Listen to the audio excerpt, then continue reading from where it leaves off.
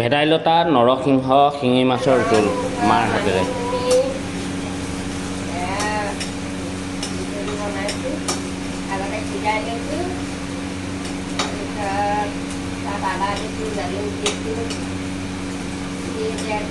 মাছ ভাজি থৈছোঁ শিঙি মাছ নহৰু পিঁয়াজ মাৰি মাছ দি দিম। এইখিনি ভেদাইলতা আৰু নৰসিংহ মানিমুনি